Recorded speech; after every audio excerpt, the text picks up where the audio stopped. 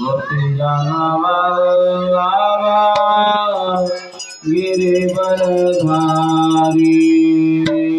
जय राधा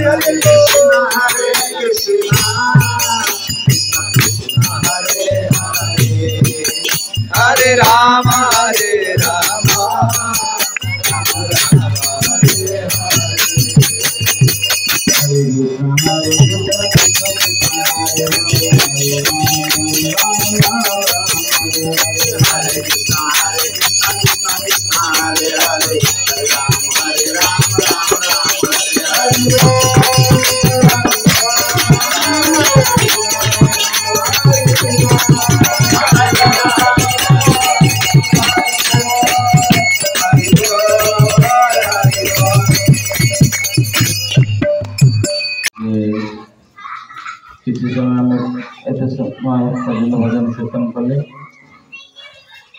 तो डर भय थिला काले वर्षा हो किंतु सुंदर शीतल परिवेश छुआ मान भूत मना कर स्वभाव से हो तो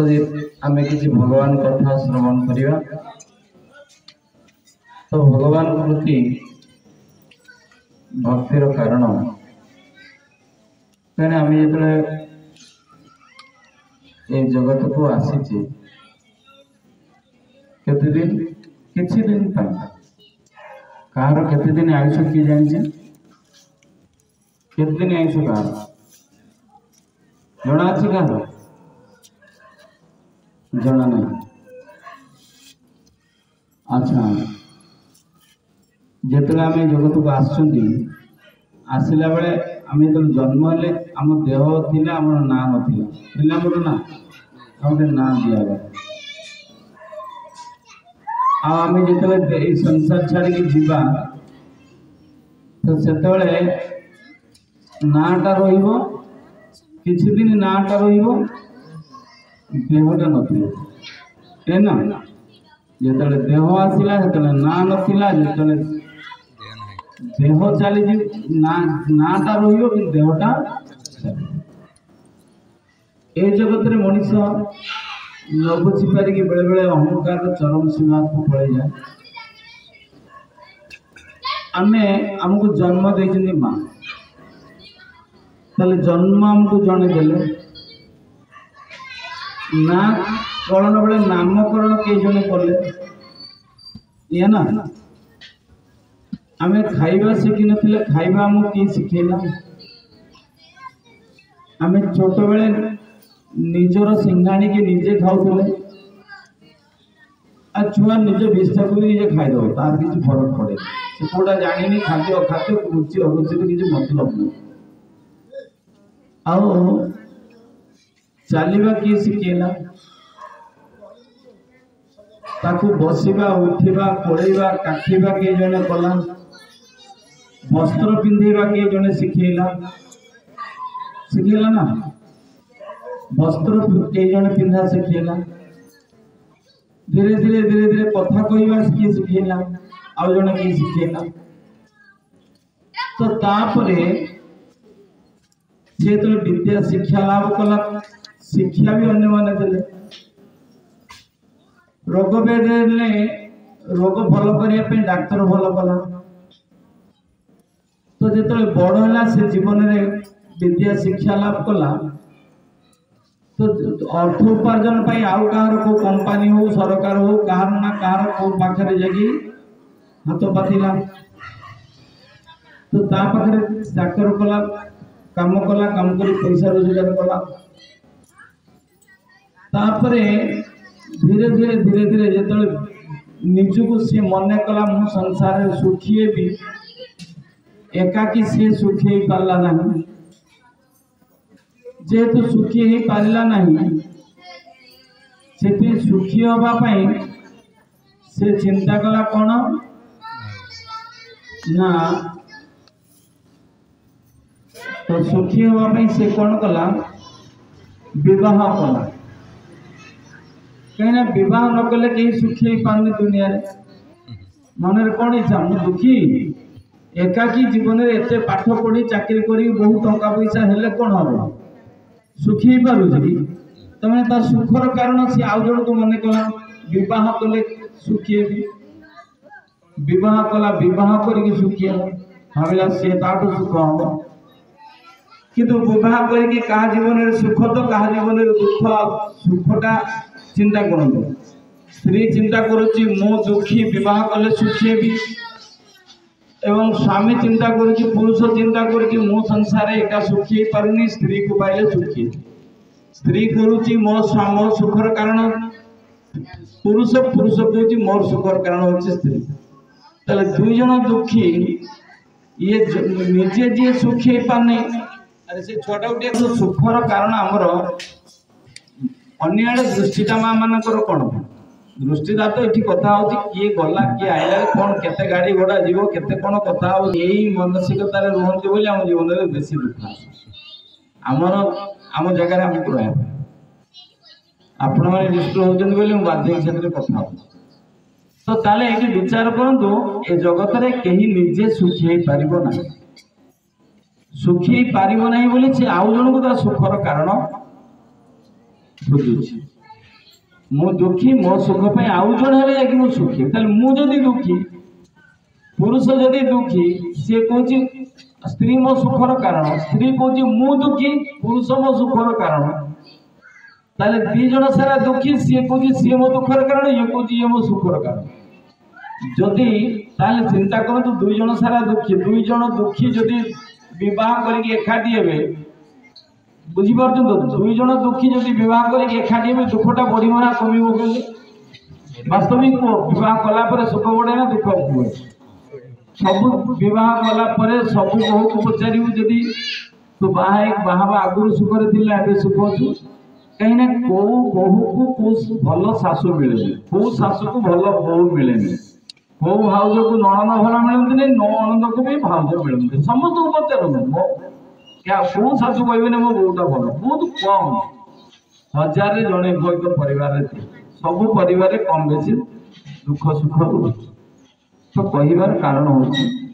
ताले हमको छुआ दिन ना देला जने जन्म देला जने खाइबा पीवा पिंधेबा सब किछि केई अन्य जनक द्वारा हम शिक्षा सब अन्य जने आउ विवाह कली भी मो सुखर कारण हला आउ जने अच्छा मो जेतले बुढ़ा हेबी एका चाली भी पारिबनी मोर आउ जने के दरकार मो चालिया पई हो लाठी हो बा अन्य के जने दरकार ना दरकार मत रोग व्याधि हम भल करने कई जने काटू सेवा शुश्रूषा नेले जाकि भल सब बेले अन्य जनक ऊपर मु निर्भर करके चल तो ताले मरी भी मत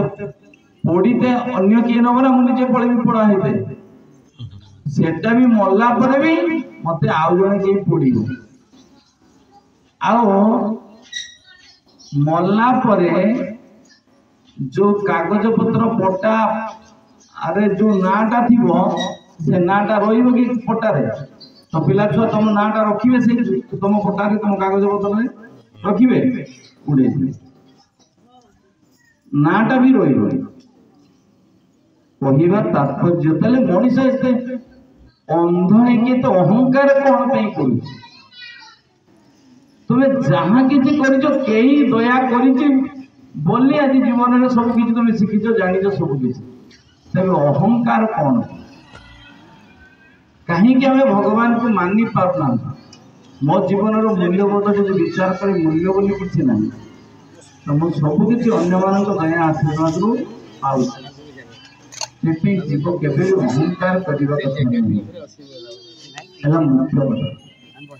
किंतु बेले बेले आम मान जीवन में ये परिणामटा ही आमे बुझंतु बा न बुझंतु एटा समस्त जीवन का आमे भूल किसी ना किसी कर से शास्त्र रे भगवान कहते जो शास्त्र विधि सूर्य वर्तते काम कारत न सिद्धि न वाप्नोति न सुखम न परम गति भगवान कहते जे शास्त्र विधि की माने भगवान बारंबार कहते तुम्हें संसार को जो माने आसीच ए संसार सुखी हम केमी सुखर तो किसी गोटे रास्ता भगवान बतई ना राज विद्यम राज गुह्यम पवित्रम इदम उत्तम प्रत्यक्षम अवगमम धर्मम सुसुखम कर्तुम अभयम नवम अध्याय प्रथम श्लोक राजयोगे सुखर रास्ता भगवान कहले प्रत्यक्ष अवगमन धर्मम तुम्हें जदि धर्मर मार्ग को अवगमन कर धर्म को पालन कर जीवन में ताहले तुम्हें सुखी हो तुम्हें सुसुखम कर परम सुख लाभ करते किंतु कहीं कह मो शास्त्र को मानी मो धर्म को मानी काली आम आलोचना कर जो मनकर श्रद्धा नहीं अश्रद्धाना पुरुषा धर्म से परंतु जो मनकर धर्म रे जो मनकर भगवान को प्रति श्रद्धा नहीं मानती से जीवन में केबे भी सुखी पारिबेनी एटा केबे हेई नहीं कहा क्षेत्र रे ही नहीं आ जदि आमे केई भी कहचे धर्म मानुचे रावण भलिया किसी लोक आमे अछंती आमे धर्म को मानुचे शिव भक्त हेचे शिव को आराधना करुचे आउ करिकी कोन करचे माता सती माता लक्ष्मी सीता को अपहरण करिवार मानसिकता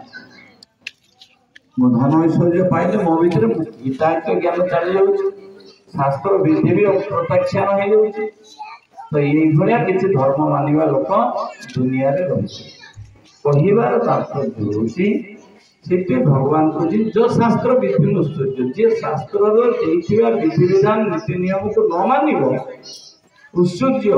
प्रत्याख्यान करिबो वर्तते काम कारक